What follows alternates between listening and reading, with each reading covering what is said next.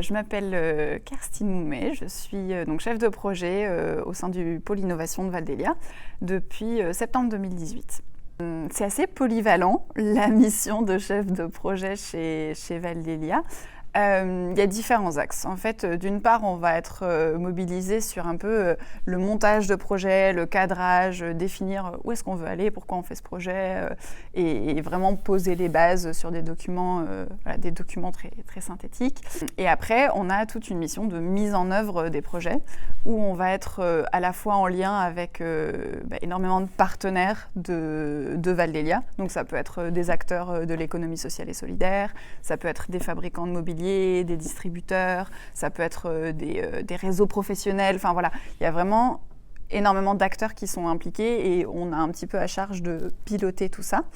Et puis, à la fois, on va aussi être mobilisé sur des choses plus techniques au sein des projets. Intervenir aussi sur des missions de logistique, organiser du transport de produits ou alors être en lien avec des développeurs web. Enfin voilà, il y a vraiment une grande variété de missions. Et puis, une dernière mission qu'on a aussi en tant que chef de projet chez Val-d'Hélia, c'est une mission quelque part un peu pédagogique ou d'information sur qu'est-ce que c'est que la seconde vie, quelles peuvent être les difficultés qu'on peut rencontrer, les points d'attention qu'il y a quand on travaille sur un projet de seconde vie du mobilier. Et en même temps, on a aussi à charge d'inspirer, en fait, de montrer tout ce que d'autres ont déjà fait, tout ce qu'il est possible de faire, pour donner envie à tous nos interlocuteurs de se lancer sur des projets de seconde vie du mobilier.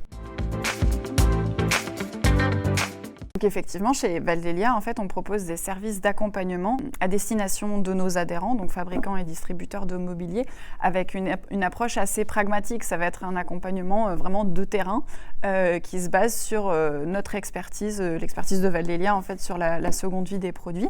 Et donc, on va commencer par définir un petit peu le besoin de l'acteur qu'on accompagne, savoir vers où il veut aller, et puis ensuite mettre en place des petites expérimentations pour voir quelles sont les difficultés, quels sont les leviers d'action, et ensuite pérenniser le service. Là, je vais parler notamment de deux services qui sont l'accompagnement autour de la rénovation et l'accompagnement autour de la réparation du mobilier.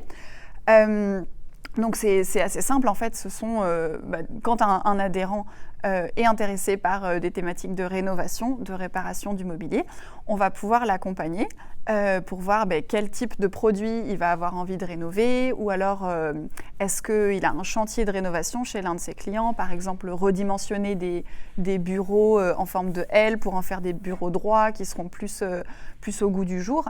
Et en fait, on va aider l'adhérent à mettre en place toutes les briques qui sont nécessaires pour pouvoir ensuite délivrer le service ou le produit chez son client. Donc, il va peut-être avoir besoin de partenaires, il va peut-être avoir besoin de pièces détachées pour la rénovation, la réparation.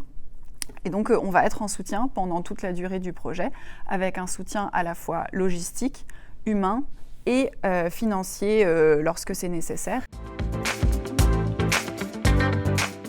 Alors, il y a un projet que moi j'ai eu la chance d'accompagner en tant que chef de projet chez Val-d'Hélia.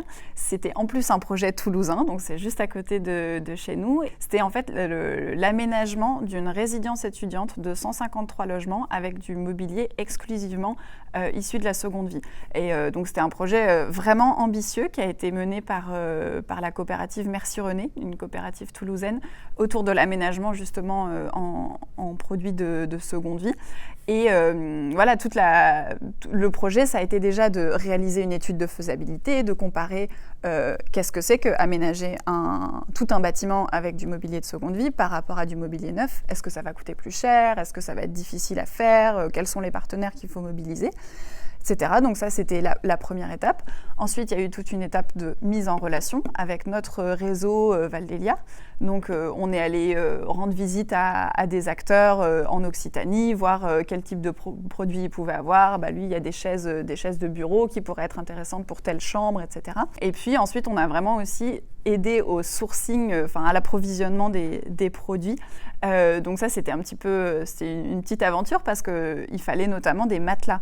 Et donc, les matelas devaient être livrés chez un partenaire qui s'appelle Ecomatelas à Montpellier, qui était capable de les reconditionner. Mais il reconditionne uniquement des matelas en mousse d'un certain type. Donc, il fallait trouver pile le bon produit pour lui donner une seconde vie.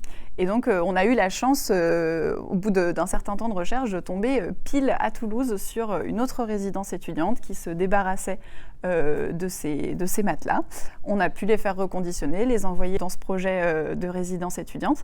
Et c'était une belle réussite dans le cadre de ce projet. Il y a eu cette étude de faisabilité, mais aussi une étude d'impact ensuite sur la suite du projet, à la fin de la livraison, 6 mois plus tard, etc. Et tous ces documents-là, c'est des retours d'expérience vraiment précieux sur ce genre de projets qui peuvent être utilisés par d'autres.